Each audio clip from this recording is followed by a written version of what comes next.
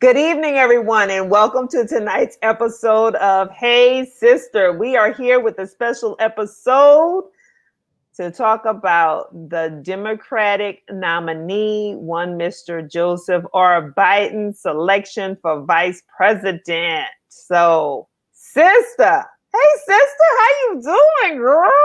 Hey, sister, I'm sorry. I'm trying to get my shirt in here. I can't. Not quite got it. There we go. So if you are out there tonight, we are asking you to share this broadcast. We got this special broadcast here for you tonight because we want to talk about it, because some of y'all have already been blowing up the news feed, some positive comments, some not so positive comments, and really a whole lot of smoke. That's what I see. I see a whole lot of smoke with no credible evidence to back up some of your heat. So if you're going to bring the heat, join us tonight up in these comments so then we can talk about some facts. Because that's one thing I can't stand, sister, is when people want to bring up some comments and then get butthurt when you start running down the receipts. We keeps receipts, boo. Come on. We keeps receipts over here. So you are not today saying, hey, sister. Hey, Arnetta, how you doing? Hey. Yes, that's fear. And you said it, and you said it, and you said it. Every AKA put on the t-shirt right now. Baby, I couldn't put on my t-shirt because I got a sweatshirt, but I'm going to show you. I got on I love my HBCU earrings. I represent my HBCU, but I sure have my Vote 2020 sweatshirt right here. So y'all better get out here and vote in 2020. So if you're watching tonight, we want you to join the conversation in the comments. Sister. Yes. I want you to go to your post though, because see what you put out there. We need to start with that off top, because I don't know what folks out here talking about. But let's start with your post off top. Can you read that to the people? Well, sure. I'm assuming you mean the one about Jesus. That's the one I'm talking about. Let's read that. So I just had to say, and I'm going to read it in my voice, obviously, but look, people, Jesus is busy and he don't want the job. Now let's pause right there for a second. Can we pause right there for a second? Yes. Jesus is busy and he don't want the job. Can we say that one more time? Jesus is busy and he don't want the job. Go ahead, continue reading your post, sister. This was about an hour ago. My sister shared this, but she got to read this because some of y'all don't understand that Jesus is busy and he don't want this job. Well, probably because they're too busy saying that Satan is busy instead of understanding that Jesus is busy. But come on, sister. That sermon for Sunday, okay? But Jesus is busy and he don't want the job. So if you're looking for perfection in the Democratic ticket, you'll be waiting for your whole life. Mm-hmm. Do Republicans look like they care about perfection? Hold on. What you say again? Say that one more time. I said, do the Republicans look like they care about perfection? Well, girl, I don't think so. Come on with it. Because I said no. They barely care about complete sentences and subject-verb agreement. How about that? I said, oh, but no, y'all have to do the most. And if you don't know what the colloquialism of doing the most is, that means what I have seen. And like, I didn't get a full hour in of celebrating the fact that this is a historic moment.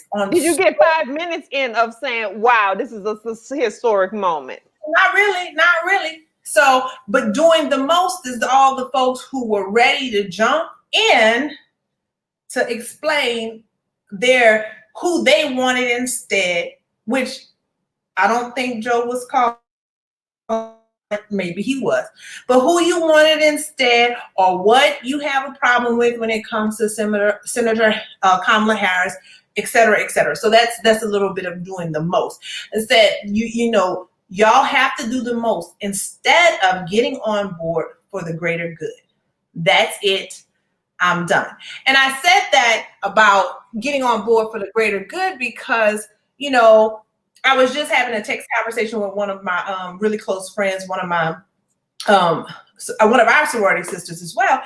And she was like, "Oh, I'm surprised that you don't consider yourself conservative." And I was like, "Because I'm not. I'm fiscally conservative, yes, but in most other aspects of my life, because something doesn't directly apply to me, I don't make my choices and decisions based on what directly impacts me. I make my choices and decisions based on what I believe is in the best interest of the greater good." Mm-hmm. And that's where I need us to get.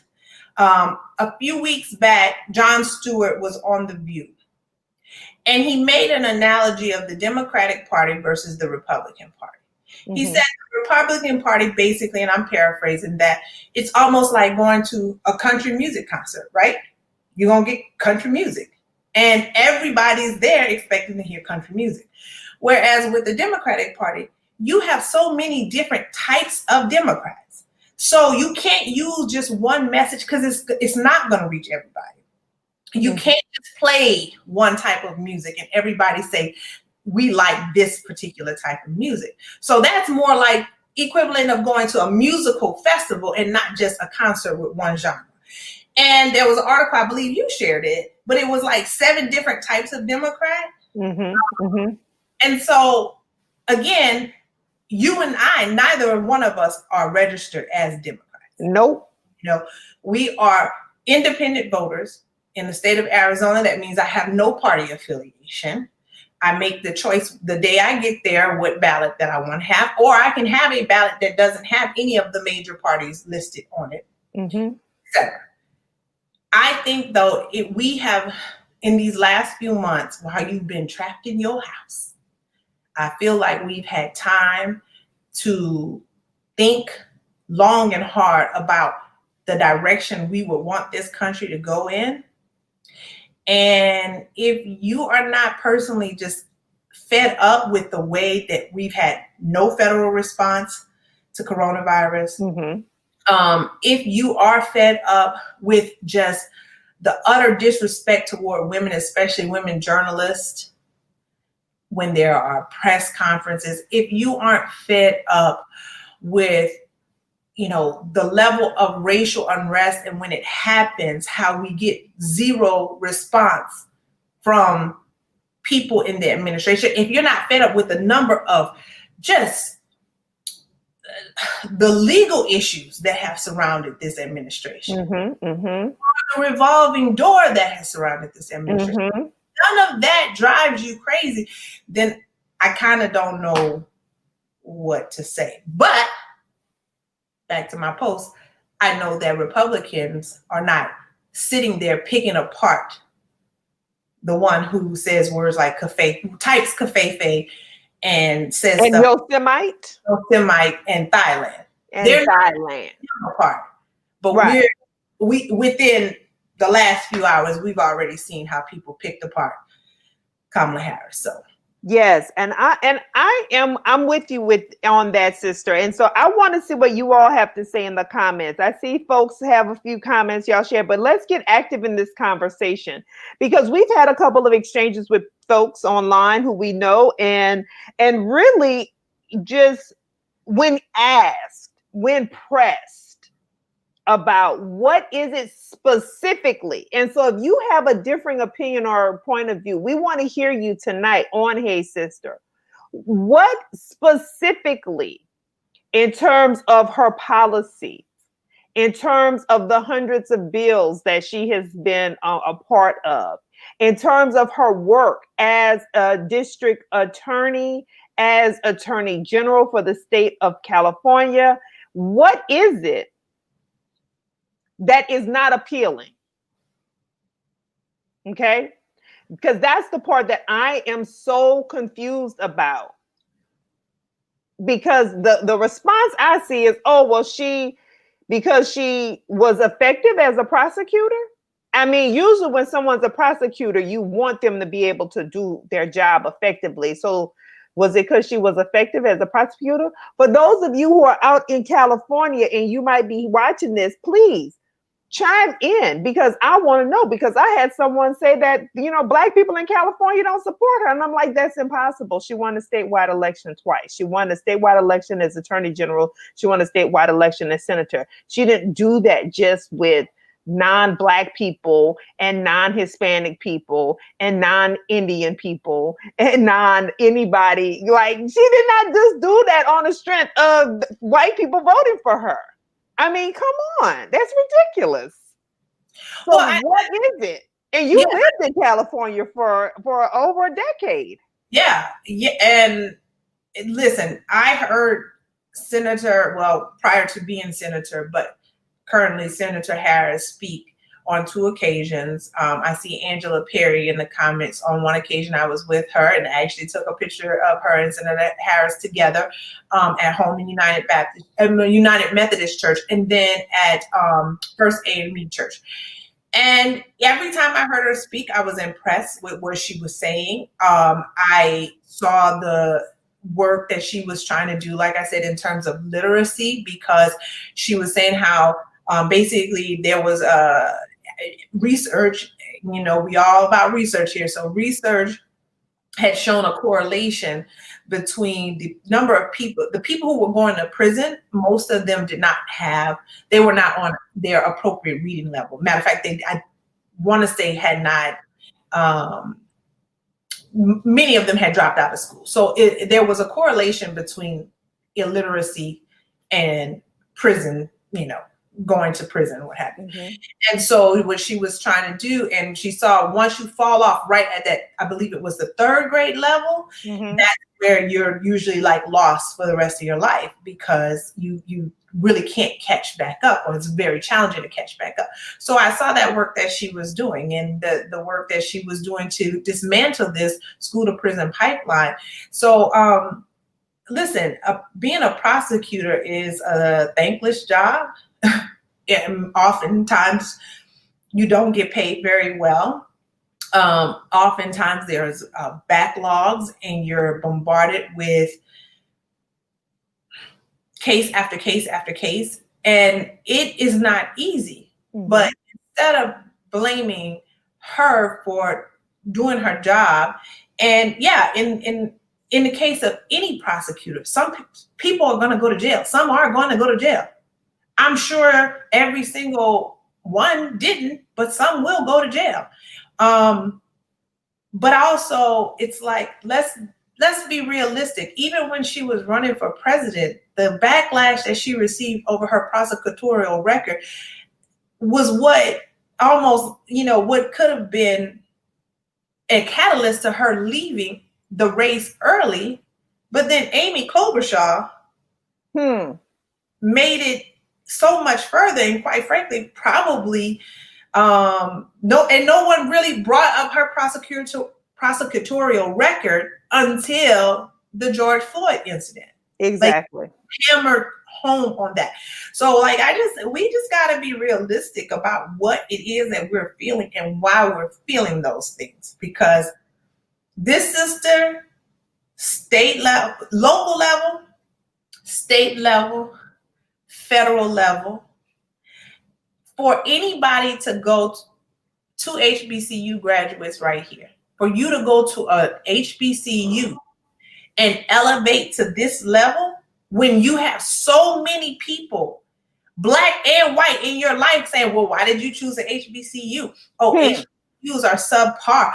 Oh, that's not how the country works. That's not how the world works. Trust and believe.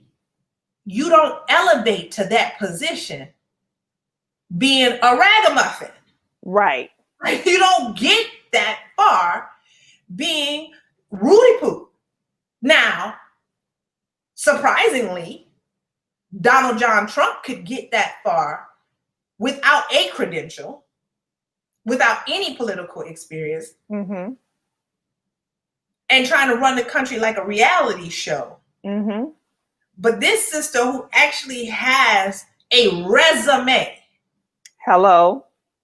relationships, credentials, run her through the ringer about what she what she did as a job, or if not being black enough because her mother's Indian, or who she's married to, y'all gotta stop. Y'all gotta stop. For real. Listen, this for me, like I posted earlier, and we got a special guest who's gonna come on who was like, I was like, he sent me a message on Messenger. I sent a message back saying, "You won't come on with us to talk about it?" He always down, we down. But I'm gonna tell you right here, like I said, because if you for Shirley Chisholm, because we know how the men sold her out and how that 53% also sold her out back in the 70s. Come on now with it. For Shirley Chisholm, for Barbara Jordan, for Fannie Lou Hamer,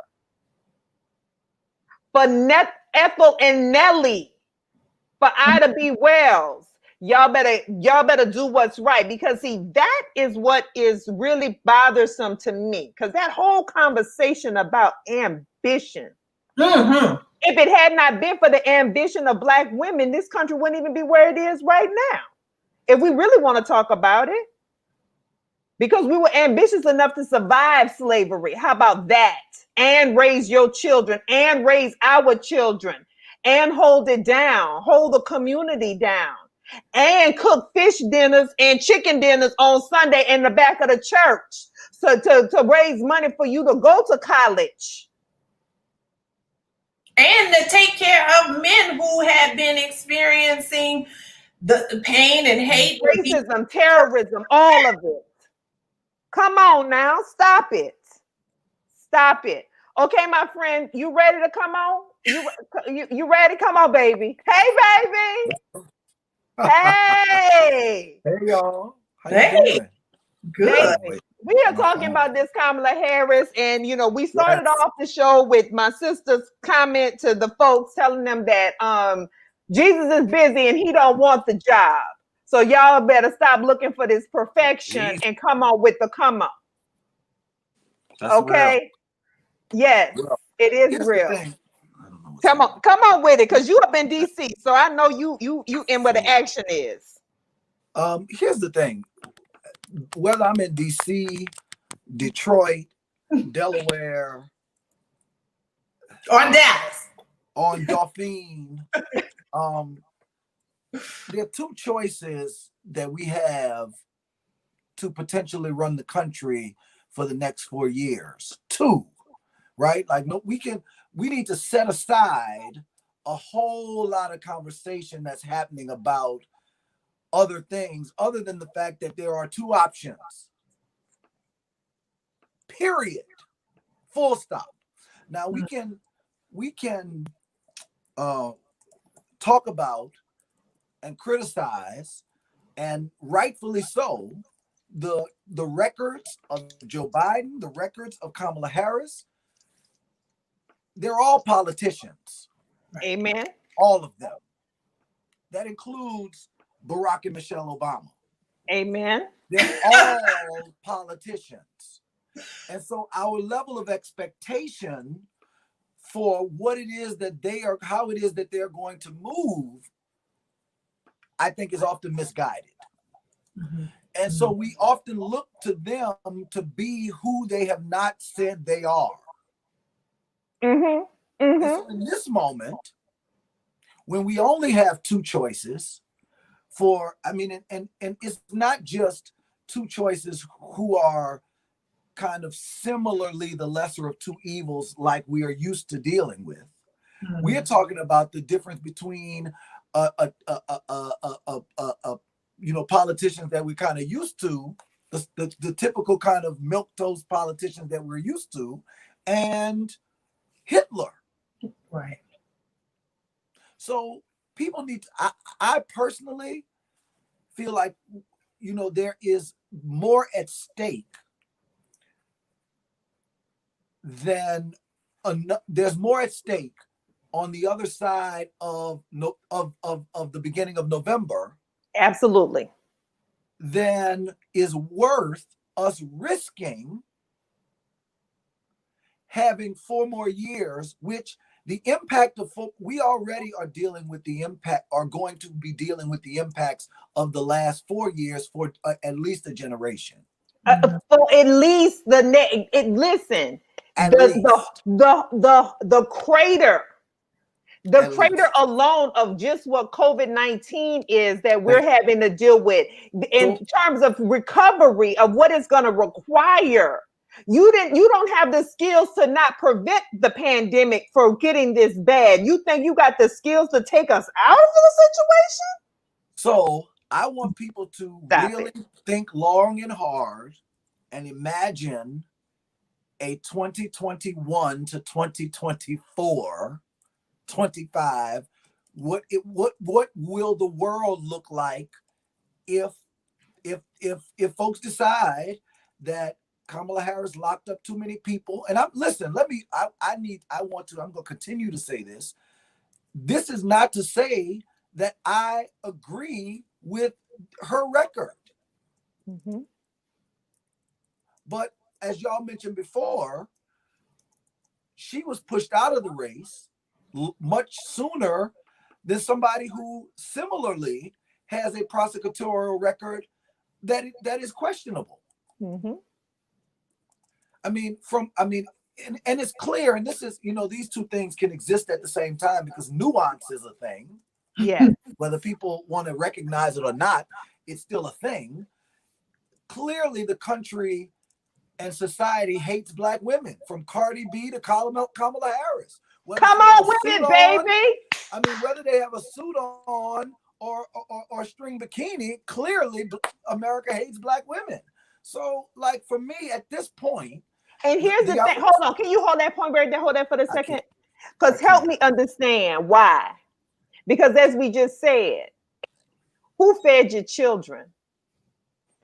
Who clothed you? Yeah. Who wiped your behind? Yeah. Patriarchy and misogyny. They are, racism, patriarchy, and misogyny. Child, listen. They are as old as the hills. And I saw somebody say, not to get off the subject, but I saw somebody say on Twitter something about, imagine that people are less appalled by somebody saying they want to grab someone's pee than somebody singing about or celebrating their pee. Like it is more appalling for people to hear Black women say, you know what, I'm empowered and I'm going to talk about this. And look, again, like you said, nuance. I don't have to like the song. I don't have to even agree with the song, but I can say that's a 20-something-year-old woman who's made a choice to talk about this subject and she's doing her thing. And also, but how we are more outraged by that than about the person who sits in the White House making decisions that impact women every single day, and 53% of white women vote for him. That's the other part of this conversation where nuance has to come into it, to even be having a conversation where we're apples to apples, trying to apples to apples somebody like Cardi B, who is an entertainer, amen, to a political figure who is duly elected or what have you, who is paid by taxpayer dollars, right? So like these conversations that we get into, that we end up being kind of drug into, where folks are trying to intellectualize or make comparisons that should not even be. These conversations shouldn't even be being had in this way to begin with. Right. Mm-hmm. So, I think it's important for us to talk about, again, let's talk about the realities that is in front of us, right? And the reality that is in front of us is, one, voter suppression. Amen. Come on with it. That's the reality. The realities in front of us are purged voter rolls. The realities in front of us are lessened voting opportunities, locations, times for people of color, people of Black and brown people. The reality in front of us is Ruth Bader Ginsburg's health. Amen. Come on. Like we need to have some real serious conversation, because the difference between the realities that potentially will exist for people who are already marginalized. And this is not to say, listen, don't ever make me think that I'm saying that the Democratic Party or anybody who we elect president is going to be some kind of savior or cure-all. I mean, this place has been what this place has been since we got here, and it's going to continue to be this place, no matter, just like we saw with 8 years of the Obamas, that did not change or stop police brutality. That didn't change redlining. That didn't change gentrification. Those things are not going to suddenly go away because we have a liberal or Democratic president or a black woman as VP or possibly even president. This systemic challenges that America has created over 400 years are going to take generations to turn upside down. And so this is not about us thinking that this will change everything. This is about not going further into the hole. Yes. Can we stop? It is like we are bleeding. We are bleeding out. We have hit an artery, and you don't want to put on a damn tourniquet. Can we just slow? Can we slow this bleeding down, please? And you know what else, Blair? And you didn't even say what else is in front of us is, like you said, generationally, all these judges that have already been put in place that we can't do anything about. Because they're lifetime appointment. Right. That is still in front of us, even if we have a Democratic White House and hopefully a Senate, but we still have that in front of us as well. Yeah. Absolutely. Well, I know, babe. Hey, Brandon. I know he's like, hey, what say you? I know you have something to say too. What say you? Come on, put your face in the place here. Say something. So I'm a burn it all to the ground kind of guy. Okay. Just throwing that out there. I am glad that we finally know who the vice presidential nominee is. I am anxiously awaiting the removal of the current administration by any means necessary, as soon as possible. And we talking about from top to bottom, from left to right, all of it. And everyone, like, honestly, we need a Roomba. I want to see Kavanaugh removed. I want to see Gorsuch removed. I want all the impossible things about our system. I want them done. You know what I mean? Like, I want us to find a way to start shutting down these prisons that are for profit and like moving in a direction of like a more equal society. I want us to start like giving equitable society. I want us to give people who are no longer serving their sentence the right to vote, so they can also impact this upcoming election. I mean, like you said, voter suppression is a huge issue, and it's going to have so many different facets aside from the reduction of the polling locations and like purging people from the polls. I mean, capitalism makes it inherently difficult for people to vote, and the fact that we're in the middle of a quarantine and a whole pandemic right now, it's going to be even more difficult for people to feel comfortable with going out to voting places. And so we really have to, starting yesterday, get people aware of their options in terms of sending in mail ballots, in terms of voting early. I mean, we have got to figure out is how to get as many people counted and get their voted in as soon as possible. Again, that is still a challenge because it's white people who are running a lot of these polling places. And we saw in Georgia ballots go missing, but we still have to do everything that we can to try to combat their efforts to make sure that we're silent. And let's not also forget this effort with one Kanye West. Distraction. But it's more than a distraction because he's on ballots in some states and they're getting him on ballots in some states. So it's more than a distraction, and it's more than just mental illness. This is a calculation.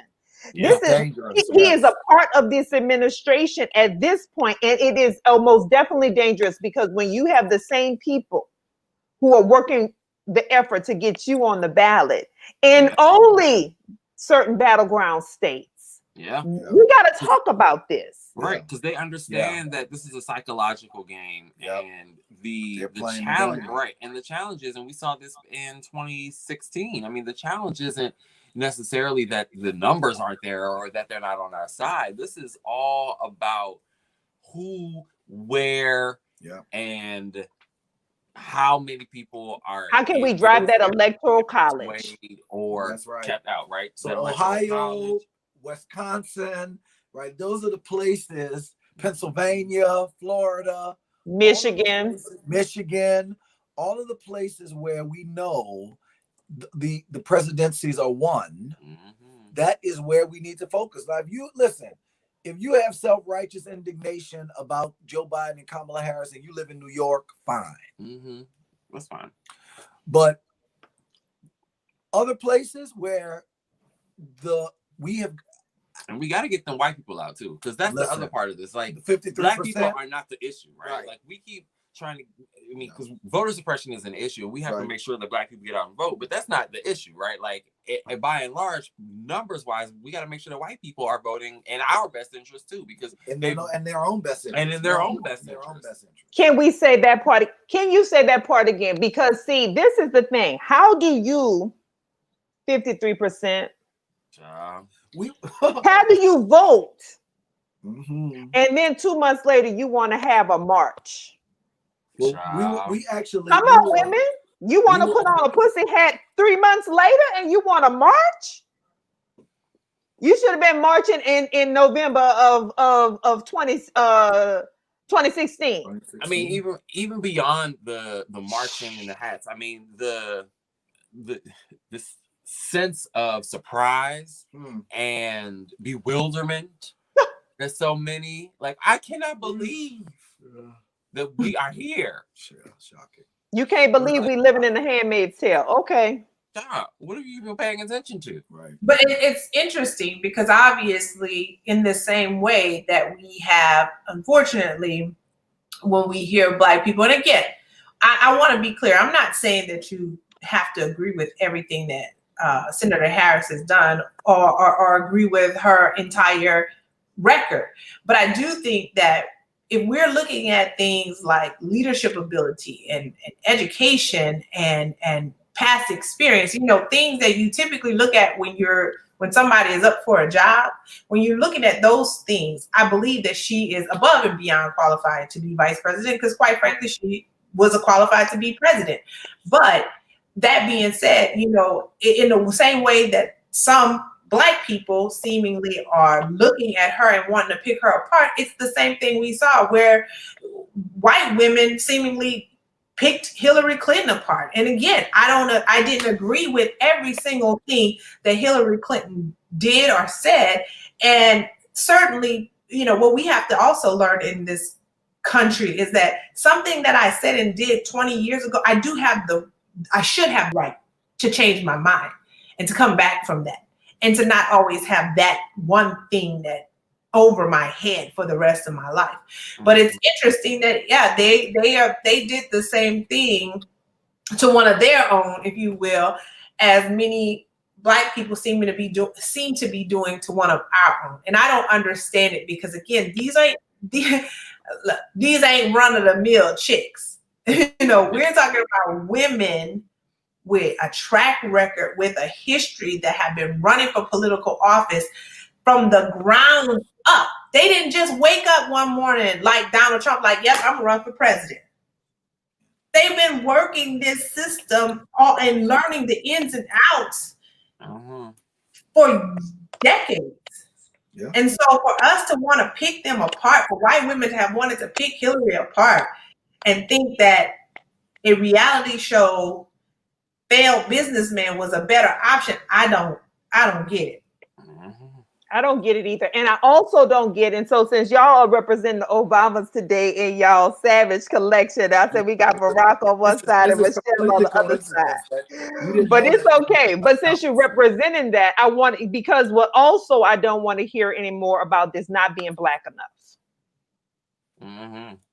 Because I know that was laid at his feet.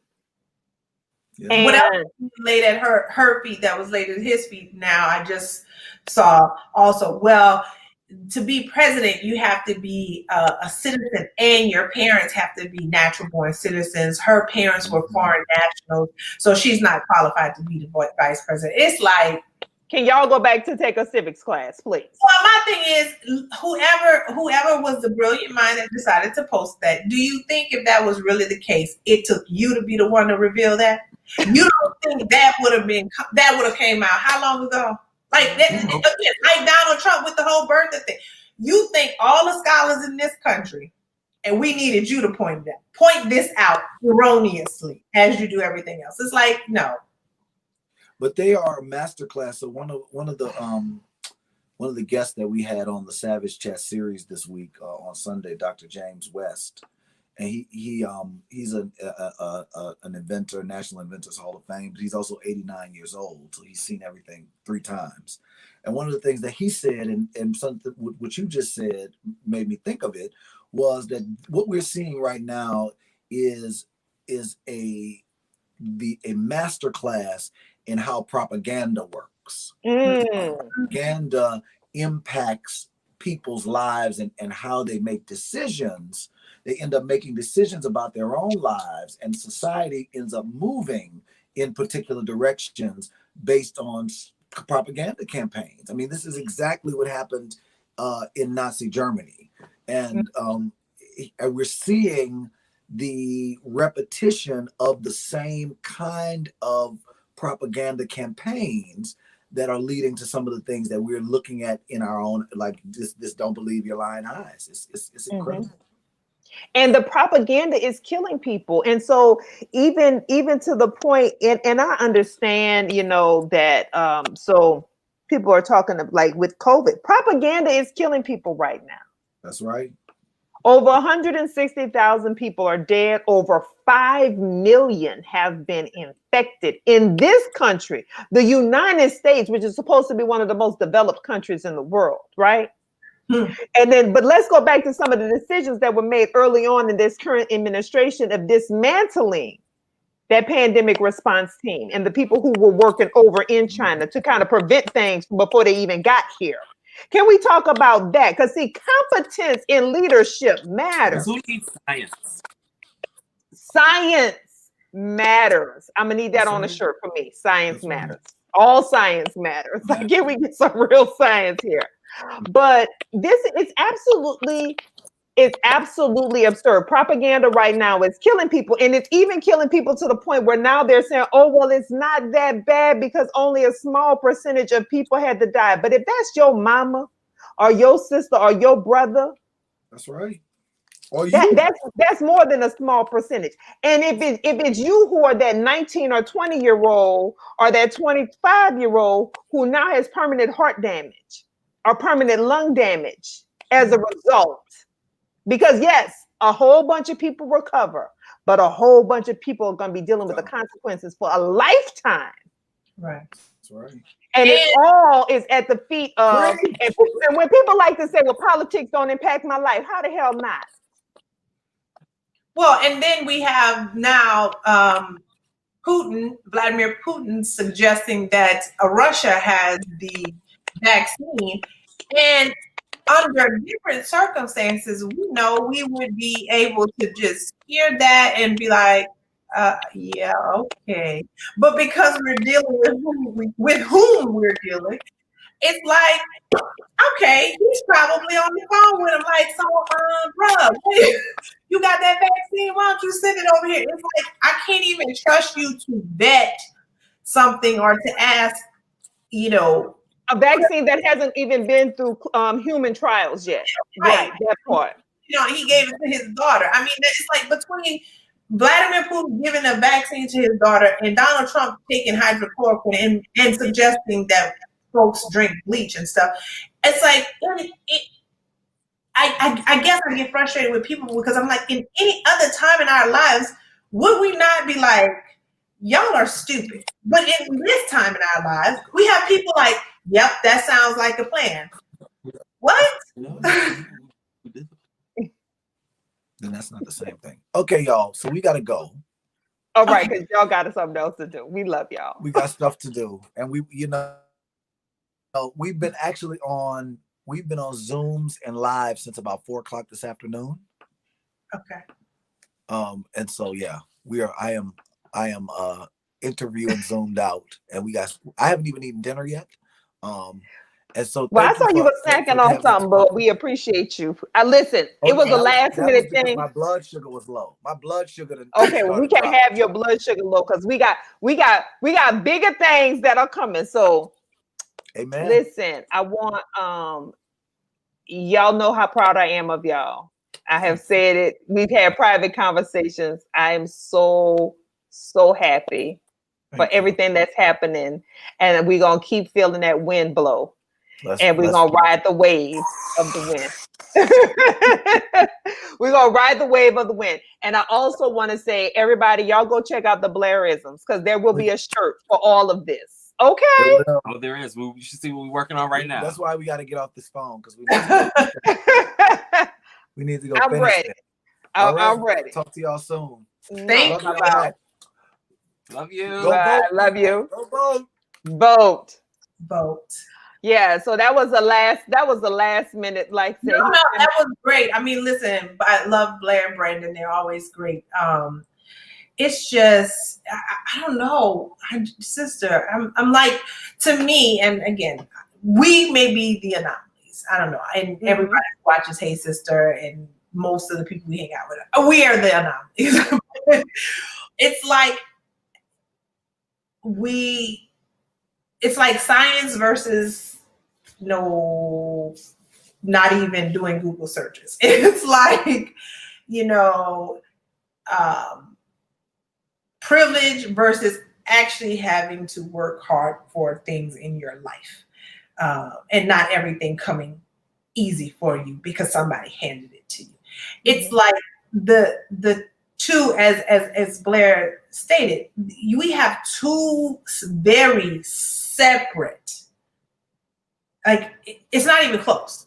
Yeah, but I felt that way in 2016. Well, yes, of course, me too. But I'm always baffled when, number one, when Democrats are trying to play to these quote unquote undecided voters. I'm like, who are they? Who are these voters? Because where do they live, and how have they not made up their mind at this point in their lives? And then the other thing is this whole, let's pull from this well of Republicans who could possibly change their mind. Listen, if Republicans are going to change their mind because they can clearly see what is happening under this Trump-Pence administration, they're going to get to that place on their own. I mean, there's enough information out there. If they seek it out, they're going to get to that place. What we really need is the people who, for whatever reason, and only God knows, unless you physically cannot make it to the polling place, which again, that's where the mail-in voting, that's where early voting, where all of those things, that's where our D9 organizations and our churches and our other charitable organizations are going to have to activate to help people get to the poll. But for folks who just refuse to do it, when you're a woman, and we know that women were not just, the right to vote was not one of those inalienable rights that we just got. Yes, and we're going to be celebrating. This is the year of the vote, being passed, and we know as Black women, we are also largely left out of that. Even though we were in the suffrage movement. Right. Exactly. We have a question here, and I want to put it up because I want us to kind of embrace this and tackle this for a little bit. How do you think Biden and Harris are going to be beneficial to African Americans or foundation Black Americans? What is their Black agenda? So Sean Richardson, I'm going to send you this link, because if you want to come on, so we can get into this conversation live. If you don't want to come on, cool. But let's talk about that for a second. Because this is something I really struggle with. I really, really struggle with. Can you send him the link to get on in the because I don't think we're connected. Send it in Messenger. Okay.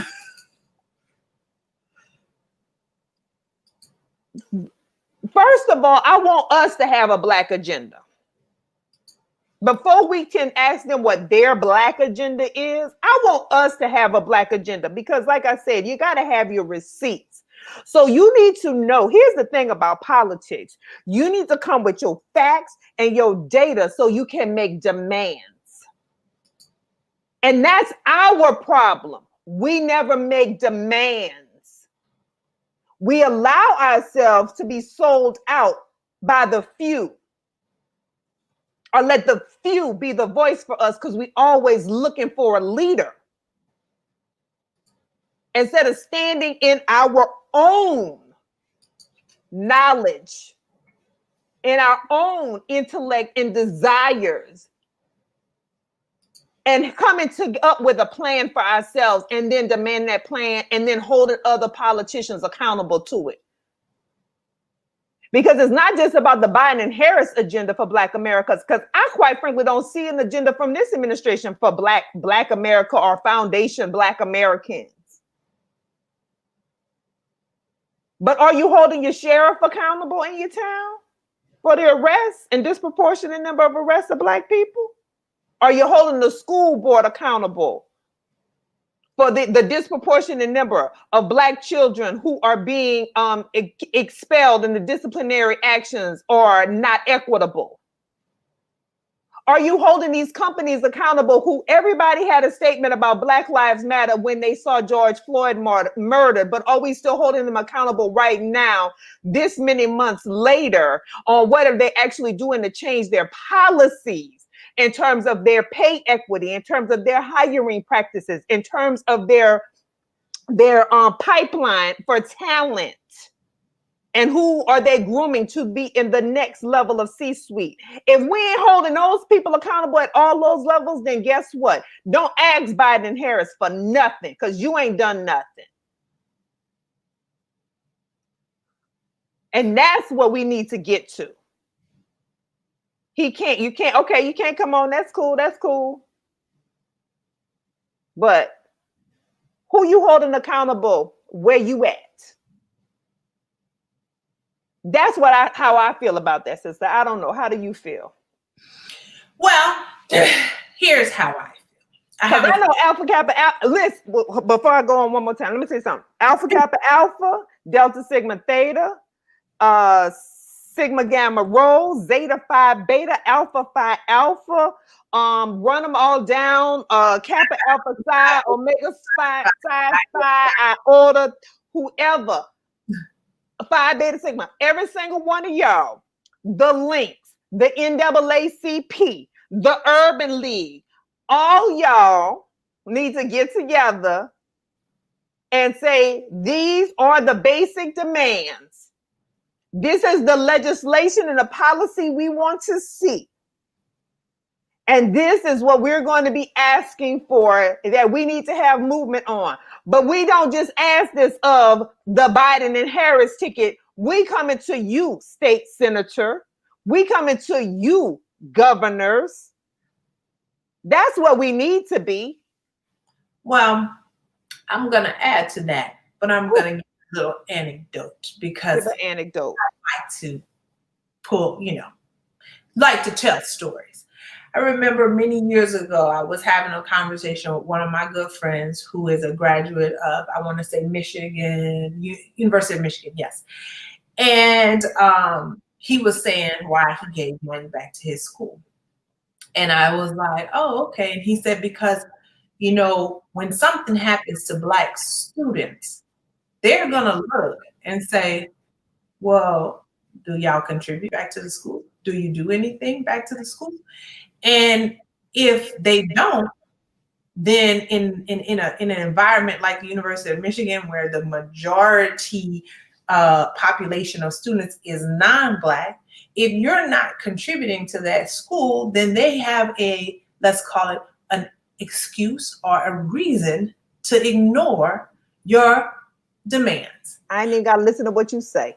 I don't have a reason to listen to what you say because you're not bringing anything back into this place. Mm-hmm. And I think, and I often feel the same way about, and so when we had that conversation, he was like, so that's why I always give back, because if ever I have a problem, when I call, they're gonna know, oh yeah, he's one of the ones that gives back. So I will correlate that, of course, to what is happening right now. All of those organizations that you pointed out should be getting together and having some real dialogue. But first of all, we have to understand we're not a monolith, right? So we're not all necessarily going to agree on what the quote unquote Black agenda should be. But I do think that there are some guiding principles, if you will, that we could all rally around. But we can't just lay our demands on the table and say, here, do that. Money. That. Right. We got to put some money behind it. We got to put 3 T's, time, talent, and treasure behind it. So we can't ask whether it's of Kamala and Joe, or whether it's people who you don't know who are in your city council. You know, we just had an election here, and the sister who was running for city council, when I went to vote, she said, all right, I'm going to see you when I win. I'm going to see you at the council meetings. And I said, you know what? I'm going to have to try to find out to go to these council meetings. Because number one, this sister voted. Number two, number one, this sister ran. Mm-hmm. Number two, she was kind enough to just speak to me when I went to vote. And number three, yeah, you're right. I do need to be there. Because guess what? If she is, or she and somebody else are the only 2 Black men and women on this board of majority white men, then how will they ever be able to be effective if none of us are behind them? Right. And that's why when Gary, who went viral in East Baton Rouge Parish, stood up there and talked about Connie. Yeah. Because Connie has had her behind in that seat on that school board for so long. Why? Because we expect that, oh, we can say something and then we not show up and do nothing else. And Connie is, and I'm not trying to make it about Republican or Democrat, but Connie is a Republican sitting on a school board in a city that at this point is like 80% Black. And so, not saying that she can't have a place but she's just being reelected, obviously, because either people are not showing up or they're not voting against her. So, or they're not running themselves. So I have to say that it's going to take us putting our, again, time, talent, and treasures behind the people wherever we elect them. If we want them to take our quote unquote agenda serious, number one, we have to have one. And number two, we have to put our time, talent, and treasure behind it. And you know what? Nothing. And I guess the third piece is we also need to be the change we want to see. Amen. Because you need to look at somebody else and say, this is what you should be doing for me. But you should also be running for your own office. Mm-hmm. You know, changing out the member, you know, the leadership, whether it's, I was just having a conversation with a friend the other day, because in our hometown, the NAACP president posted some things about the gentleman who's running, the Black man who's running for Marshall. And somebody suggested, which I thought was obvious, well, we should hold a forum. And I was like, yeah. I mean, instead of just getting on Facebook and criticizing these people for not doing something that you think they should do, if you're the president of the NAACP and this is somebody seeking political office, partner with one of the local churches and put together a forum. And then have people come out, because all the people who had something to say in the Facebook post, tag them. Mm-hmm. We'll have this political forum. Mm-hmm. Come out, ask your questions directly. Mm-hmm. Find out for yourself. But we don't seem to think we can do that. No, because then we never have time. We got a whole bunch of comments. I'm gonna try to throw some of them up on here. So we gotta, yes, I also question if we should expect the candidates to have a Black agenda. I agree that we need to have an agenda, and we need to present and hold them, all elected officials, accountable to that. We gotta, I'm a head out and run this lab. She preaching. Hey, we have our guest from this past Sunday on saying, speak on this, sister. We trying to do it. We trying to do it. Sister Felicia, we trying to do it. He don't want none of this. Oh, he gonna come on. We gonna get our cousin on. That's one of our little cousins out there in California. So we want to definitely get him on here.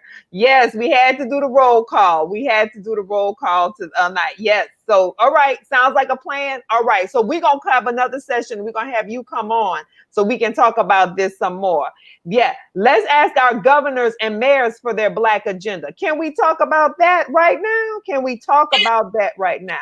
Let me say something real quick to that. You know, when we had Charles on, this has been several months ago, but Charles told us something very key. And he told us all to go to our city's websites and find out what their quote unquote master plan is, to find out where they are seeking to develop in our areas. Many of us heard that advice, but did not go to it. I did. I went and looked up not only for my city, as well as for the city of Baton Rouge, because that's where I went to college. I think I might have tried to look it up for Thibodeau. I don't remember if I did or not.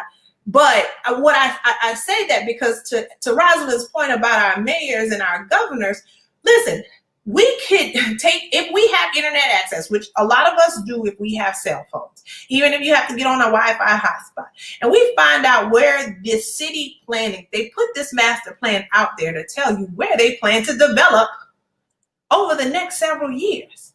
This should be something we use as the basis of collectively coming together to invest in our communities.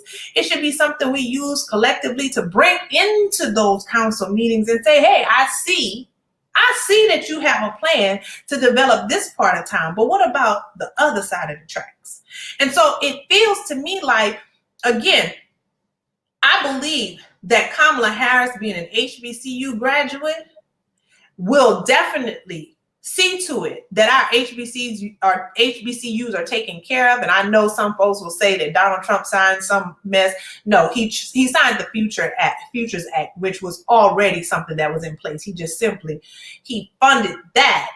However, just because you fund something in perpetuity, you know, inflation, they have all kind of things that happen. So if you fund something at the same amount for the rest of its life, that doesn't necessarily mean that it's a good thing. But that's another story for another day. But, you know, he has not done anything, quote unquote, to harm HBCUs, but there's so much more that our HBCUs could be doing. So if Senator Kamala Harris will, I know, look out for HBCUs in that regard. And I do believe that because Joe Biden has been plagued with this whole, you signed the crime bill, or you authored the crime bill. I believe that he is going to say, you know, now being 79 versus how old he was in the 80s. But also we ride hard for Auntie Maxine, but Auntie Maxine and Jesse Jackson and all of them they were for the crime bill too. So let's not get it twisted. But we also need to understand how bills work. Unfortunately, sometimes they throw so much into the bill that if you want 4 things and there's 10, you sign for the 10, even though you only wanted the 4. So I just say all that to say, you know, we have more power than we sometimes allow ourselves to believe. And it's easy to look at who's running for president, and it's easy to look at who's running for senator and say, well, what are you going to do for me? But I think we better start looking at what are we going to do for ourselves? Because if this time has not told us anything, the government is not going to save us. Absolutely. Now, them's are some facts. So what I did for the people in Orlando who listening, I dropped in the Orlando government, the link for y'all to go find the Orlando master plan. And you look on that future land use. Mm-hmm.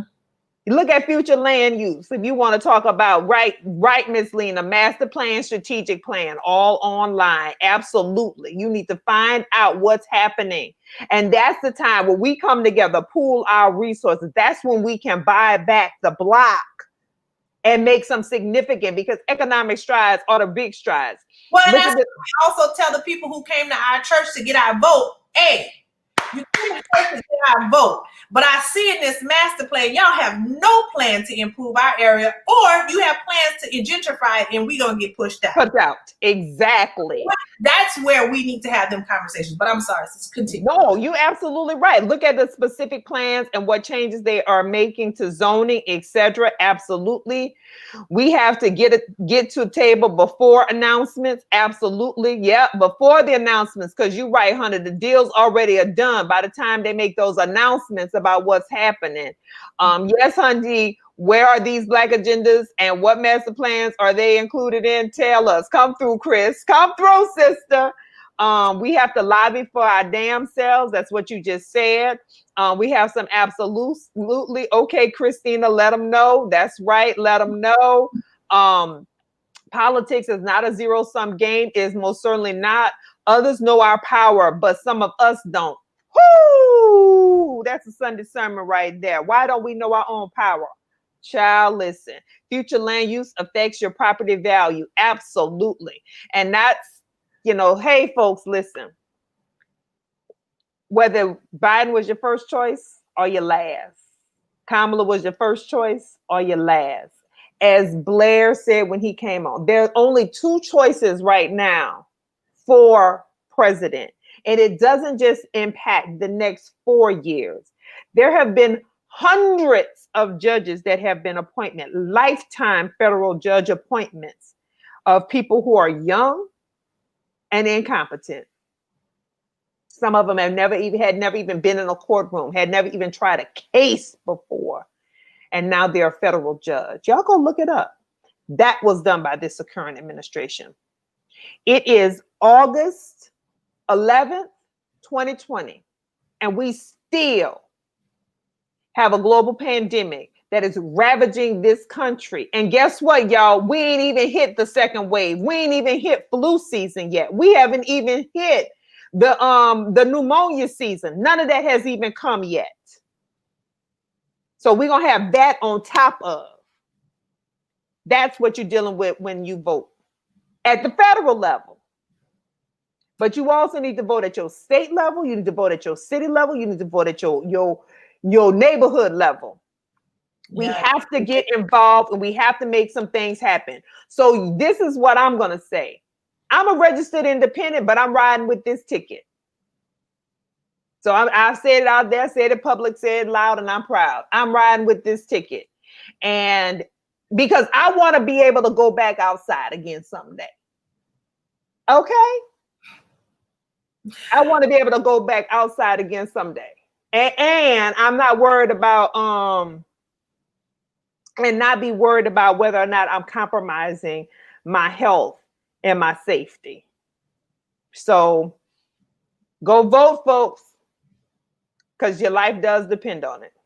What are your closing remarks, sister?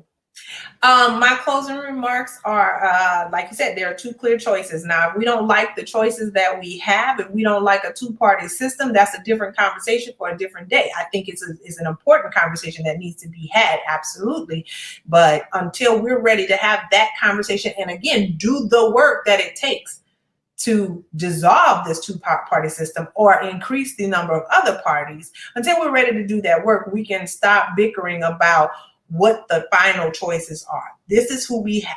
These are the decisions we have to make. That electoral college, we've already seen it twice in modern history, where the popular vote was one thing, but the electoral college was another thing. We do not need to take any chances this go round.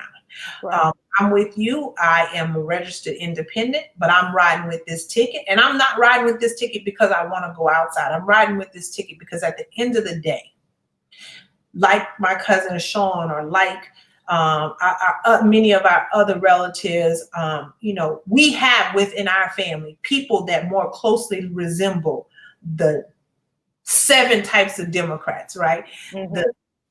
Whether it's Black, white, Native, or indigenous, whether it's Asian, whatever, conservatives, not so conservative liberals, folks that have served time, all these things. When I look at the people that I know, we run the gamut. Mm-hmm. And that's why I need to vote for people who look like me and who have shared experiences like mine. Doesn't mean we agree on every single thing, but I have never been an old white man who was given millions of dollars to start a business. That's just, I don't understand that. And so I have to vote for somebody who I believe, because, well, let me put it like this.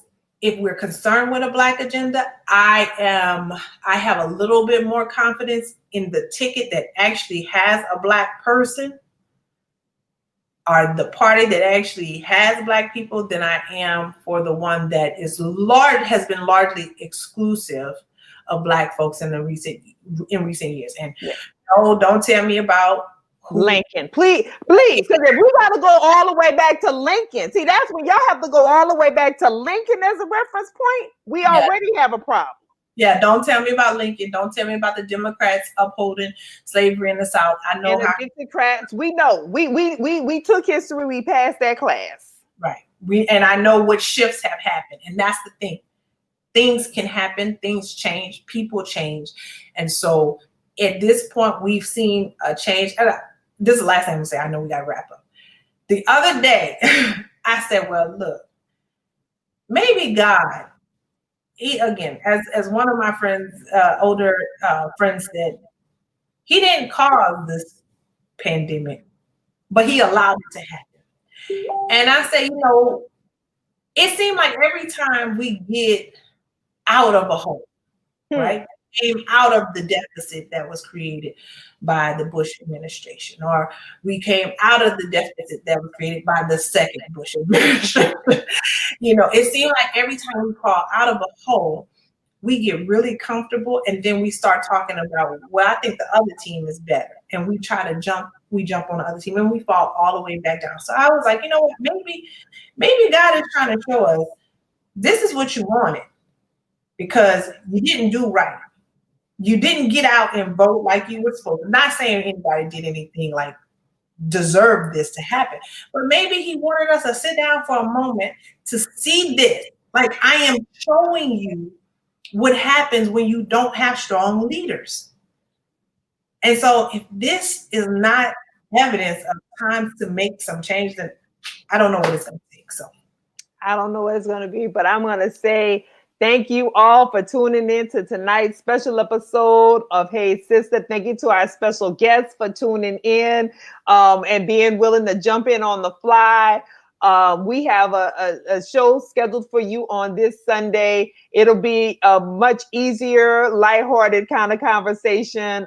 So we hope that you join us again for our regularly scheduled episode on this Sunday and next Sunday. And we're going to close out the month of August strong and keep bringing you some great conversations for the weeks to come. So tonight, folks, we're signing off for Hey Sister, and thank you for tuning in.